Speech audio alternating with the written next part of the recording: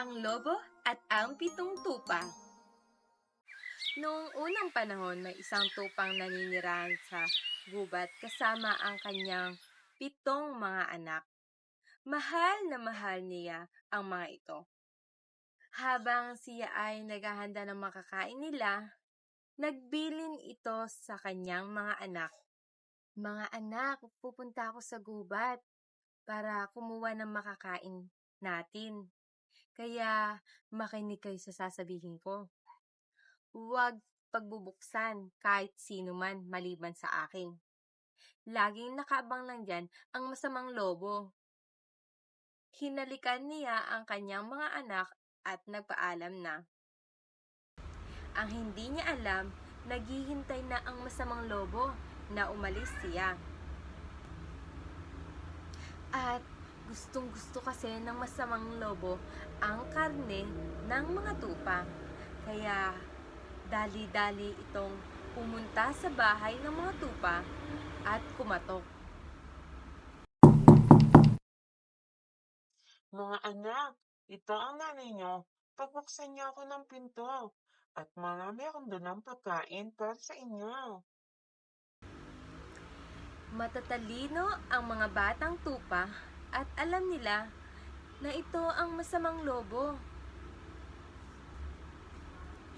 Masamang lobo, wag mo kaming lokohin.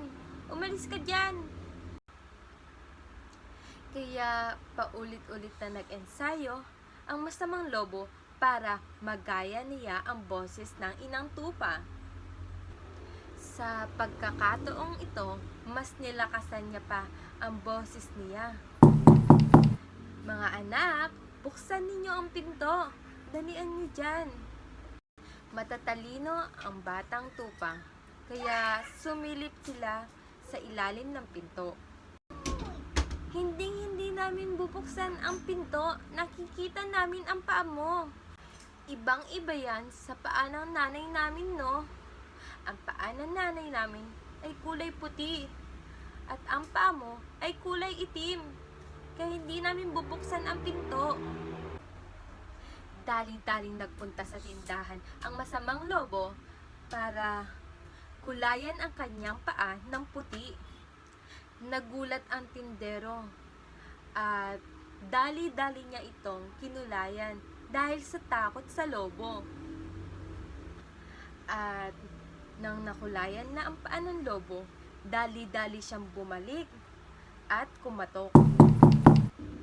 Mga anak, narito na ako, buksan niyo ang pinto. Mga anak, may dala akong mga pagkain. Sumilip ulit ang mga batang tupa at nakita nilang puti na ang mga paa nito.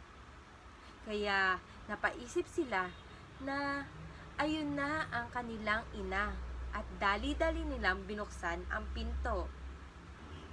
Ngunit pagbukas ng pinto, nagulat sila at nakita nila ang masamang lobo.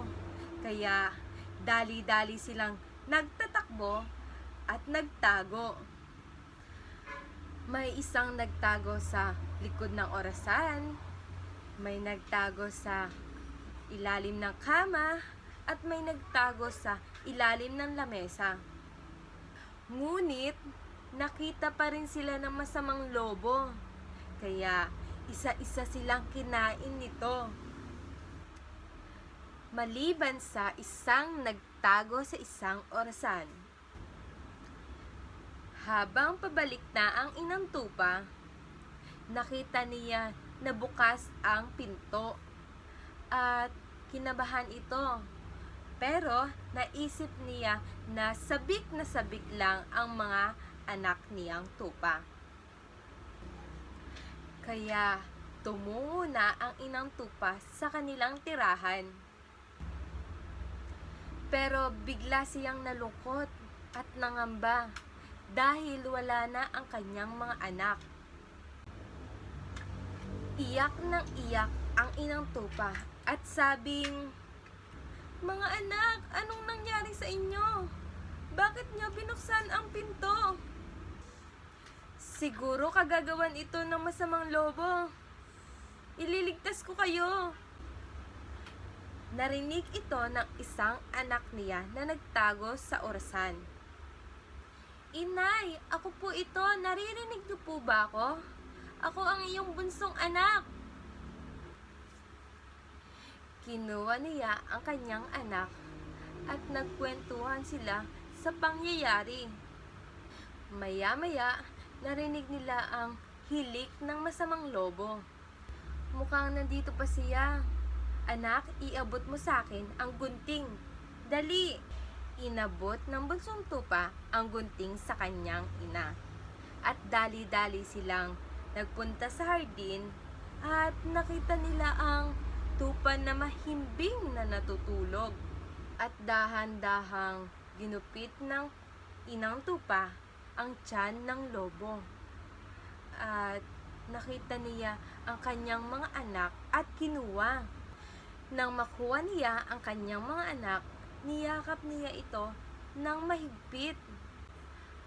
At pagkatapos nun, nilagyan niya ng bato ang tiyan ng lobo at kanyang tinahi. At dali-dali silang umalis. At nang magising ang lobo, nauhaw ito at dali-daling pumunta sa balon. Ngunit nung pagyuko ng masamang lobo, hindi niya mabalanse ang kanyang katawan, kaya nahulog siya at namatay sa pagkakalunod.